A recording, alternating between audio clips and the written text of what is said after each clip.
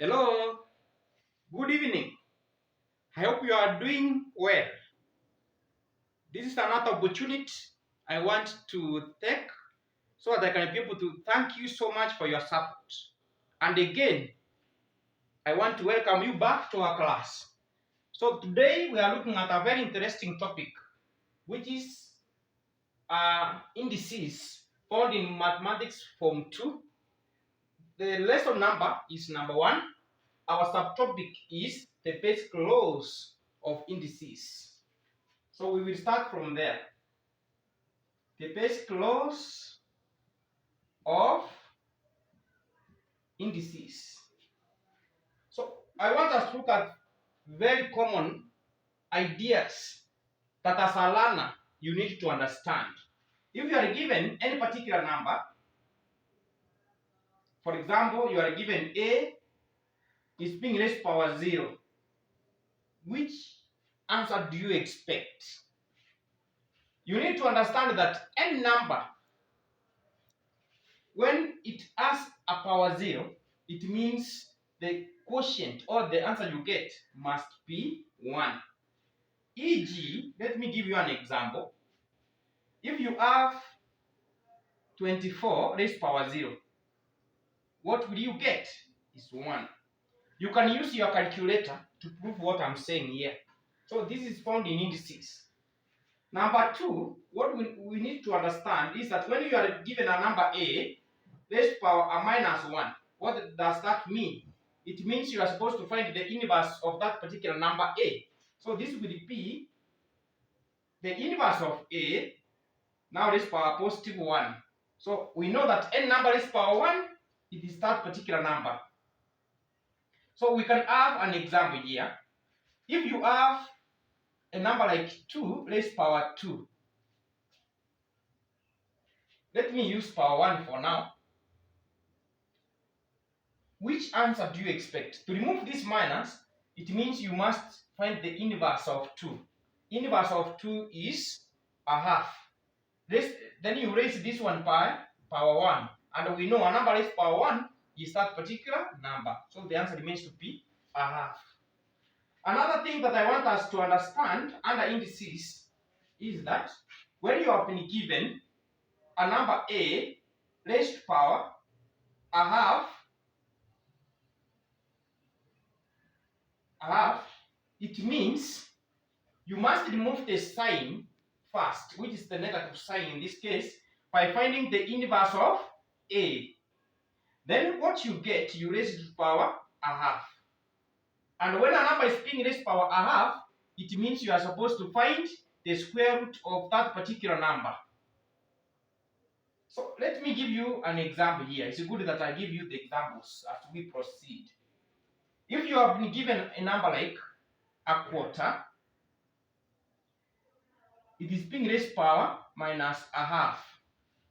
How will you do it? You will start by finding the inverse of a quarter. So once you find the inverse of a quarter, the sign minus goes. So we will now say this will be equivalent to 4, because 4 is the inverse of a quarter. Then now we raise this 4 by a positive a half. And we know when the power is a half, it means we are supposed to find the square root of that particular number. So your answer in that case becomes 2. Number 4 is when you have a number like A raised to power 3/4. So what does this mean? This means that you start by looking at the denominator.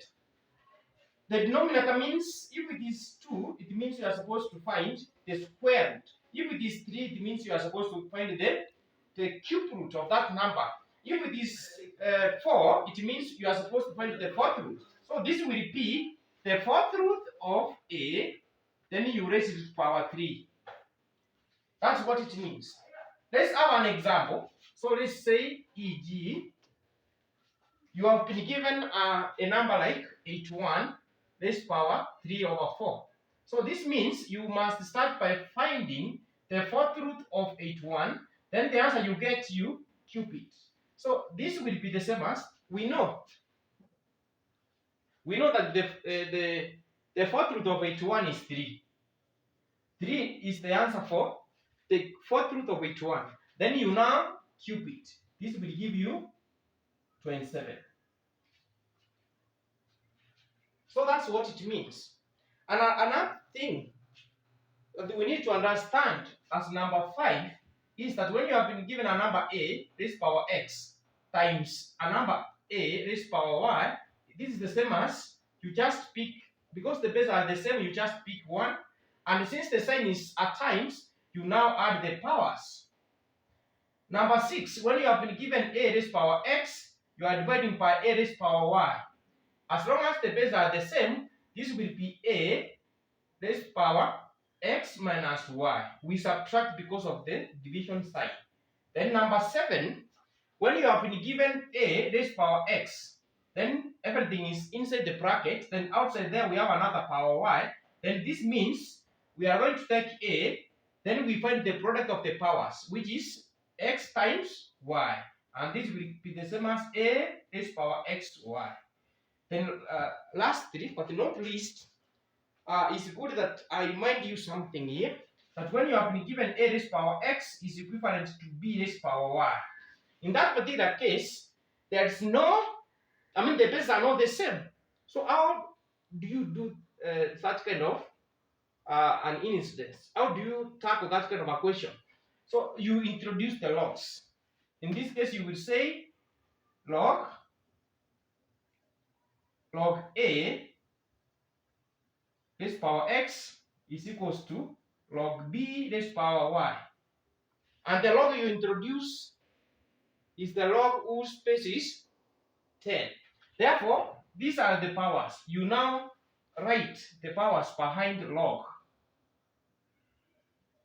Then this will be y log b. So that's how you interchange these particular terms by introducing the logs. So I want us to look at examples.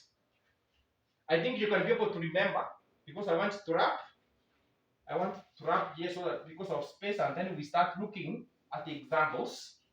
I want to start from the simplest example. We can say example 1. Solve for x in, then you have been given 4 raised power x is equals to 4 raised power x plus 1 is equals to 32. So how do you find for x? So we will say solution. In this case, we will try to make the bases the same. Someone can ask me, why are you trying to make the bases the same instead of introducing the logs? You only introduce the logs if the bases are not the same and they cannot be made to have the same basis. So in this case, we can change 4. We write it in index notation. We can change that to in index so that it becomes an index notation, and the bases can be the same. For instance, 4 can be written as 2 squared. But since 4 initially add the power x plus 1, you just write it there. Then you say this equals to that 2 can be written as 2 raised power 5. Now, you can be able to see that we have made the bases to be the same. Once the bases are made the same, we now equate the powers by saying 2 into x plus 1 is equals to 5. You now reopen the brackets. 2 times x is 2x. 2 times 1 is 2. Then is equals to 5. We now take 2 to the other side. We remain with 2x is equals to 5 minus 2. 2 is positive. When it goes to the other side, it becomes a minus. 2x becomes equivalent to 3. You now divide by 2, you divide by 2. Therefore, our x becomes 3 over 2, which is the same as 1.5. That was our first example. Allow me to take you to example 2 quickly.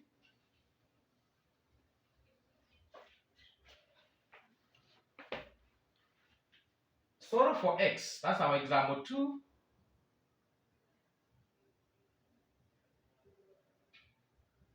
Then you have been given 5 raised power x plus 1 is equals to 12 raised power x.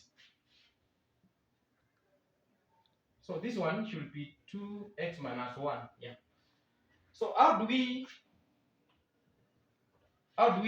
tackle that kind of a question? There's no way we can make 5 and 12 to have the same basis. Therefore, in this case, you introduce the word log on both sides.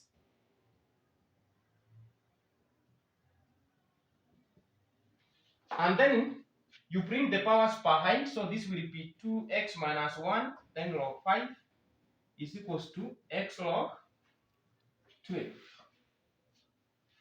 X log 12. Then we can say to say, or divide by log 5 on both sides. So that now this and this one will cancel out. We remain with 2x minus 1 is equals to. Then we use our calculators by dialing log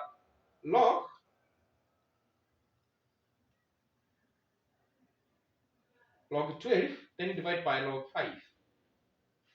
It will give me, remember there's x here, 10 times 1.544. You must write your answer here into 4 significant figures. Then let me use our times there. So x times that, it becomes 1.544x. We put like terms together. We will have 2x. We bring this 1.544 to the other side. It becomes a minus. We take minus 1 to the other side. It becomes a positive. So when you subtract 1.544 from 2, you get 0.456x is equals to 1. You now divide by 0.456, we divide by 0.456. So our x becomes 1 divided by 0.456, which will give you 2.193. So that's the answer for this particular question.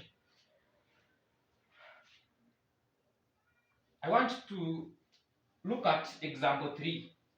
I'm giving you a maximum of 4 examples so that you can be able to learn a lot as much as indices is concerned. You can be told to simplify. Simplify. They can tell you simplify without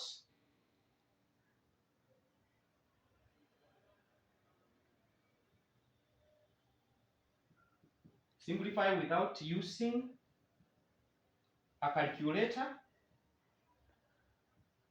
or a mathematical table.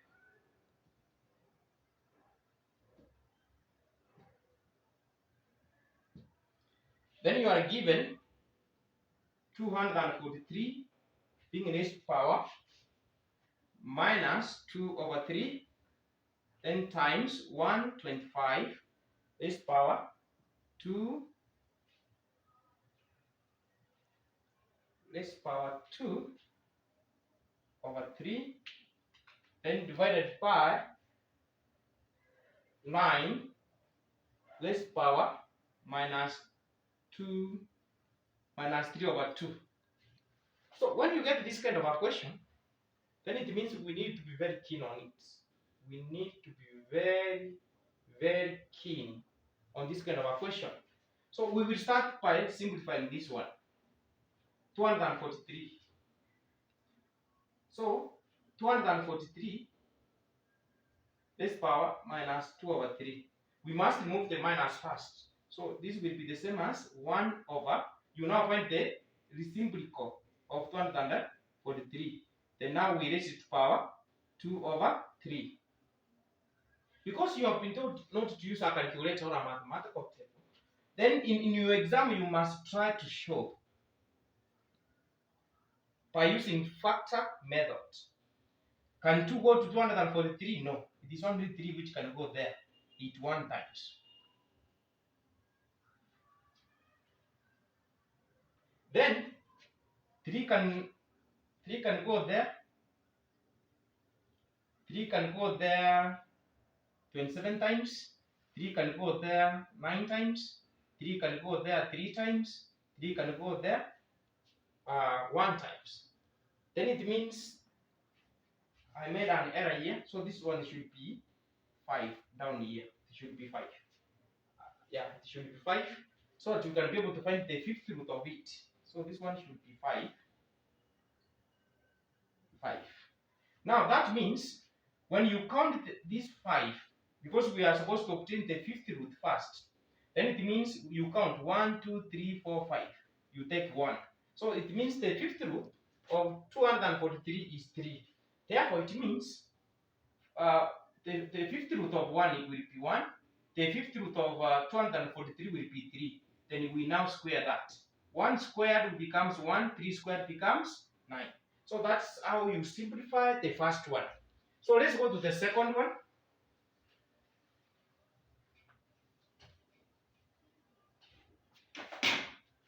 We have 125. So 125, we know 3 cannot go there, 2 cannot go there. The first prime number that can go to 125 is 5. And it goes there how many times? 25 times. Yeah. Then 5 goes there 5. 5 goes there once. Then remember here we are supposed to find the cube root of 125 first. Then we square. So we know that 125 raised power 2 over 3 is the same as you find the cube root of 125, then you square that. But we know the cube root of 125. 125 can be written as 5 times 5 times 5. Since this is the cube root, you just count the first 3 numbers, then you pick 1. So that means the cube root of 125 is 5. Then once you obtain 5, you now square that. That will give you 25. I'm trying to use factor method so that the examiner cannot say I used a calculator or a mathematical tape. This kind of a question becomes so simple in your KCSE exam. But if you just assume that you know the fifth root of 243 is 3 by just writing, automatically you will get 0 because they will assume you are using the calculator. So once they are telling you not to use a calculator or a mathematical table, the only way that you can be able to be safe is to show that you used the factor method. I hope we are clear on that. So let's go to 9. 9 raised power 3 over 2 is the same as 1 over 9. For us to be able to remove the minus, we find the inverse of 9, and then now we raise the quotient by 3 over 2. So how do we find the square root? Because this means we must start by finding the square root of 9. Then the answer we get, we cube it. I know many of you will just say the square root of 9 is 3, which is very wrong according to the question. This question is a conditional question whereby you should follow the condition given. So you must show by saying the square root of 9 is the same as the square root of 3 times 3. But how did you arrive at 3 and 3? You must show somewhere that 9, the prime factor that goes there is 3. It goes there 3 times, then 3 goes to 3 once. That means the square root of 9 is the same as the square root of 3 times 3. Because we are talking about the square root, it means you must count the first 3 numbers, then the first 2 numbers, and then you pick 1. So it means in this case we will pick 1 out of the 2. Therefore, that means you can comfortably come here and say the square root of 9 is 3. Then you now do what? You square that. And don't just give the answer the way I've done it here. Otherwise, here you are supposed to say the square of 5 is 5, the same as 5 times 5. You have to convince the examiner that you did not use the calculator. Then this one will be equivalent. 3 cubic is equivalent to 3 times 3 times 3, which gives you 27. So we need to be very clear on that. So let's go back. What was the answer for this? 1 over 9. Times, what was the answer for that? It was 25. Then divide by, what was the answer for this? We have obtained 27.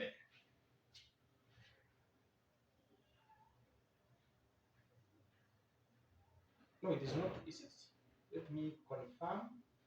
I think there's a point where I went wrong here. It is supposed to be the square root of 1 over 9. Yeah. So the square root of 1 over 9, the square root of 1 over 9, it should be the same as the square root of a third times a third. Then we take 1, which is a third. So this a third that we should cube. So this should be something different here. That is a third, when it is being cubed, it is the same as a third times a third times a third, which gives us 1 over 27. So the first answer here was 1 over 9 times, the answer here was 25. That's what we obtained here. Then the last one I'm obtaining is 1 over 27. I'm dividing because this one was in the denominator and this side means division. So this will be 1 over 9 times 25 times, now you find the inverse of that, which is 27 over 1. 9 comes here 1, 9 goes here 3. So 25 times 3. 25 times 3 becomes 75. 25 times 3 becomes 75. So 75 is the answer for this question. The last one, the last example, but not the least, where I want to finish at, example 4, which is my last example, is given that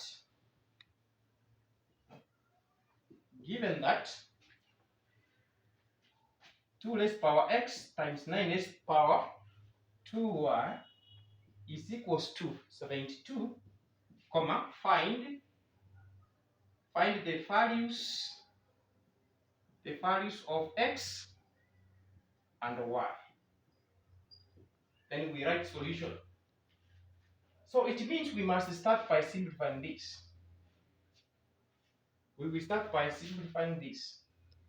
So we will say that 72 can be written as 2 times 2 times 2, then times 3 times 3. That's by factor method.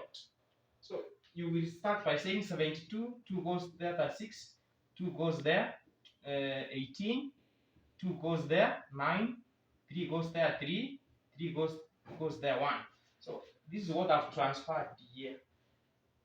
But in the power form, this is the same as 2 raised power 3 times 3 raised power 2. So once we are done like that, we will now come back and say 2 raised power x times, remember 9 can be written as 3 raised power 2. But remember initially, the 9 add power 2y. So you multiply it by 2y. This particular basic rule, I'd written it somewhere. You can go and review. Is equals to 2 raised power 3 times 3 raised power 2. So we now equate the numbers with the same factors with the same base. So this one will be equated to that,